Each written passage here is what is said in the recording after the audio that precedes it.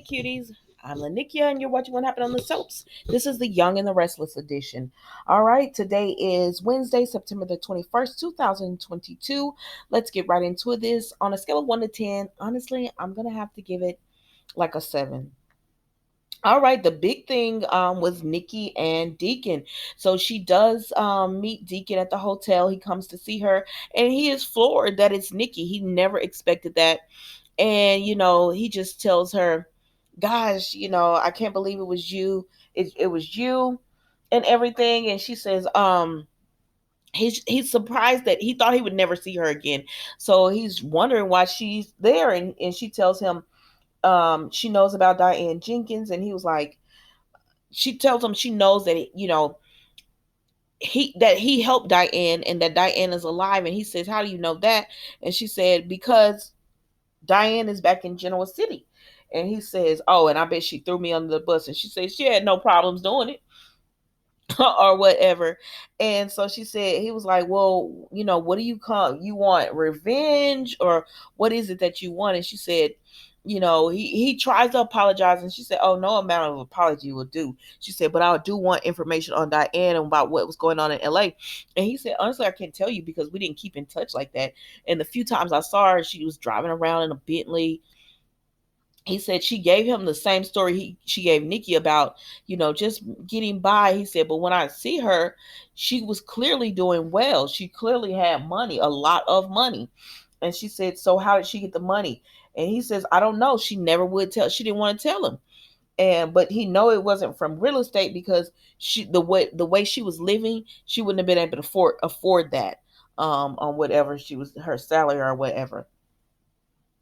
And so she says, do you have any more information? And he was like, no, I really wish I could help you. So she was about to see him to the door and he says, okay, okay. And she said, yeah, I knew you were holding out. He said, meet me at my workplace and I'll give you some more information. I said, oh, you about to put Sheila on Nikki? But I'm sure he won't. But anyway, so that was the whole thing with Nikki and Deacon. So then Talia comes, oh, and then they reminisce a little bit, because she tells him, you used me and I was in a vulnerable state and you pretty much took advantage of that. Blackmailing me into marriage. You did everything. You just treated me horribly. And he tries to apologize again for that. And so then we see Talia and Nikki, and she says, Nikki is just like, oh, I'm not going to go to his job. And Talia said, what if he does have good information on Diane? Wouldn't it be worth it? And she said, you think I should go? And she pretty much tell her, yeah. And I said, well, why don't you volunteer to go with her? So then we see Victor is at the society enjoying himself at lunch. And once again, Diane always has to come up to somebody when they're minding her business. They wouldn't harass her or anything, but she does her own harassing. So she goes up to Victor or whatever. And he pretty much tells her, yeah, I mean, what is it that you want? Because I'm minding my business. Why don't you do the same? And she says, I just want to talk or whatever. And so she's trying to make small talk. And, he's just telling her, Diane, whatever it is you have going on, I'm like, I don't want any part of it. Because she was like, I feel like I need to apologize. And I want you to know I don't hold any hard feelings or something. I'm like, well, why would you? Come on now. But then we see Phyllis comes and Phyllis is like, ooh, I want to know about this conversation or whatever. And Victor said, like, I ain't asked nobody to eat with me. And she said, and Phyllis is like, no, I'm getting my meal to go from society. And Diane is like, there's your meal now. And she says, it can wait. it can wait.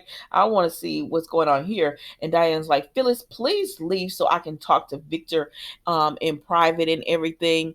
And she just tells Diane, Victor is like me. He sees through you. And Victor gonna rub it in. Goodbye, Phyllis. Being pleasant to Phyllis. Goodbye, Phyllis, or whatever. Have a nice. I said, no, y'all, you know you can't stay. Oh, Lord. But anyways, so then we see Diane talks to Victor again, and she's trying to make amends with him. She's trying to ease up everything, and he's just pretty much telling her, None of that. And so she's asking about Nikki, and that's really why Diane sat down, because she wants to know what kind of mission Nikki is on while she's in LA.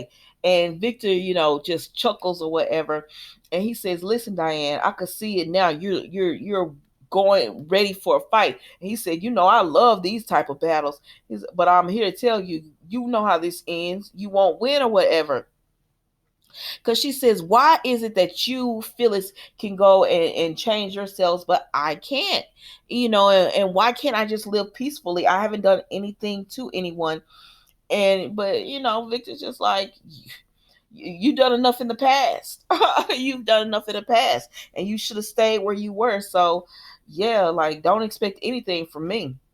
So then we see Judas and Victoria talk. And so Nate is just pretty much like, "Yeah, I'm going to get back in with Devon them," because she tells him, "I'm interested in it." And she says, "But even if I buy up the shares, they have it where nobody can get majority share." And he says, "But I'm willing to sell you my share." I said, "You willing to give away generational wealth? Because, you're willing to give away generational wealth just so you could be CEO? That makes no sense." Oh, Lord. Oh, this storyline is just so frustrating. Nate is tap dancing, has worked on my last nerve. Like, you want to be over, like, this isn't about you trying to prove yourself. This is you wanting to rub it in on Devon and Lily and Billy as well, even though Billy ain't really did too much to you. But imagine, like, Devon and Lily both running their companies and privately owned and everything, and then you bring this outsider in. Even though he's family, he's an outsider. You bring him in and everything. He wants to be like, this is the reason that he could never get along with Devon, and Devon called it from the very beginning. He was like, "You don't respect authority. You want to be you want to make the decisions." And everybody tried to say Devon was wrong for this, but look how it's turning out. Devon was absolutely right. Nate wants to be the CEO. He did not want a COO position. And you can tell by the fact that he wants them working under him. Like, he's so willing to have that he's willing to give up his shares. Like, who would do that? But anyways, Victoria said, "Well, if you're willing to do it, all right then." So then she gets done talking to him, and Phyllis comes through, and she tells Phyllis, "Now, why? I'm not gonna hold you long. Now, why? Or I want to know what you and my mom are doing." And so she tells Phyllis, "I already know she's in New LA to see Deacon Sharp." And Phyllis was like, "Oh, you do know that?" And she said, "Why couldn't you just tell me?" And Phyllis is just like, they don't want to. She didn't want to. They don't want all these people knowing the information and everything. But she should have known Victoria and them was gonna want to know, because they always in each other's business. Now, Victoria, when you was doing all of that with Ashlyn, you didn't want nobody to know anything. But okay. But anyway, she starts chastising Phyllis about Nikki. I said, the last time I checked, Nikki was a grown woman and she could make her own decisions. Phyllis couldn't stop her from going if that's what she really wanted to do. Like, what are you talking about? And Phyllis says Nikki is in a good place. That stuff that was going on with her before, that's all in the past. She's in a good place now, and that's not gonna happen. Like, she's strong enough to deal with Deacon. So then they get done talking and everything, and we see Victor and Victoria speak. And she tells him she's working on something, but she doesn't want to tell him yet, which is the Chancellor Winters. And then she also lets him know that she's concerned about Nikki. She was like, "Have you heard from him?" He says, "Heard from her?" And he says, "No, but he has his men there, so he's not concerned about her, and everything will be just fine." Now, I said, I know y'all not gonna make Nikki fall off the wagon or anything like I just can't imagine they would do something like that, but we'll see, child. So then we see Diane and Phyllis battle it out, because she goes back to the office and she says, "How was your lunch with Victor?" Because Diane is hot, because Victor ran her hot, letting her know, like, "I don't know what you up to, but you're gonna lose or whatever." And she knows Nikki is in Los Angeles digging up dirt on her and everything. And so she's like, "Phyllis, leave me alone. I have a meeting to go to. Just leave me alone." And Phyllis is like, Pretty much like no. She says, "What, you thought you was gonna get somewhere with Victor? He sees through you just like I do, and he knows the type of person you are, or whatever." And she said, and then Diane tells Phyllis the same. Like, why are you allowed to change and Victor's allowed to change, but y'all can be so judgmental of me, even though y'all have done and Victor has done worse things, you know, and he's faked his own death and everything, but you're judgmental of me, or whatever. And Phyllis is just like, because she tells Phyllis, if you don't leave me alone, you're going to regret it. And Phyllis is like, there she is. I knew it wouldn't be long. Yeah, there she is. She's coming, or whatever. And I'm just like, Phyllis, leave this woman alone for your children come through and see this.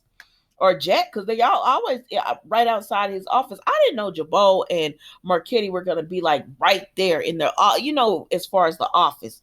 But anyways, let's move on. So then we see Lily, Devon, and Billy. And Devon and Billy are more reluctant to go public, but Lily says, "I have the numbers." And she tells Devon, "I really want you to be on board." But what I heard from that was that even if you're not on board, Jill and I have the majority. The odds or whatever, we have the majority, so we would push ahead with this even if Devon is not on board. And she said, "But I have the numbers. I'm sending it to your email, and the numbers are good." And Devon just continues to tell her, "We are too new of a company to do this." And he says, "Besides that, we get to we get to be our boss. We don't have like you when you open it up to that, you'll have shareholders and you'll have to answer to them. Right now we don't have to do this." And I said, Devon is going to regret merging this company, or whatever. And you know what? On one hand, I'm looking forward to seeing this storyline. On the other hand, I'm not, because I don't know how long it's going to last. Like, if this storyline is like a short one, maybe lasts like 2-3 months at the most, I'm cool with it. But if this gets dragged out, I don't really want to see that. Like, I'm gonna be honest with you. I don't want to see a dragged out storyline and everything about them going public. But Devon just told her, even after seeing the email, no matter how good the numbers are, I still think we should think about this. He's not on board with this. He really is not, because he doesn't want a public company. He wants to be his own boss. And he was like, I think if he had known that they were ever thinking about going public, he definitely would not have signed up for this. And I don't know. I just feel like Lily's not being fair. You talked him into merging when he was a little shaky about it, but you kept saying, it'll be great, it'll be great, it'll be great. And is it just me, or do you get the vibe like Lily feels like it's almost like she and Devon are not co-CEOs? It's almost like she feels like she's the lead. You know what I mean? I don't know. Y'all tell me what you think. But anyways, as they're talking, Nate comes in and he's all, I would like to apologize for the way I acted. So he's all, trying to apologize and everything to them, and saying that, he didn't respect authority. He was too rash. I mean, he was too rushed in trying to make a splash and everything, and he's sorry for that. And he wish he hadn't quit in anger, and he's there to see if he can get his job back. And Devon is looking at him suspect. But Billy is like, "Yeah, I've done those type of things." Lily is just happy to have him back, but Devon is just like, "So how do I know this dynamic is gonna work between us?" And he tells him it's going to work between us because I understand that you're the boss now. And he says, "The only thing I ask is that, if I come to you with ideas and Billy and Lily back me up, that you would at least, take their thought into consideration." So Devon was like, "So still, still you want to have it where it's a vote or something?" And he says, "No, no, I'm not saying that. I'm just saying, can you take their opinions into consideration as far as thinking about my ideas and everything?" Devonna finally agrees to letting Nate back, but and Lily says, "Now we can all get what we want." And it's just the look on Nate's face when he secretly know he's backstabbing them, and he's just like, yes, we're gonna all be in the positions we want to be in, knowing where he wants to be, like CEO, and you're smiling, and their family. That's what makes it so bad. Like their family. Like how do you think this is going to play out? Like, but I guess he feels like he's okay with losing them as family as long as he has this position. He got to be okay with it. He's willing to give up his share in the company just to be CEO. I'm like, sir, you could do something horrible as CEO and they vote you out. You know what I mean? And now I don't know. Y'all tell me what you think. Don't forget to like, comment, and subscribe to the channel. And I will see you tomorrow for another episode of What Happened on the Soaps, Young and the Restless edition. Thank you for watching. Goodbye.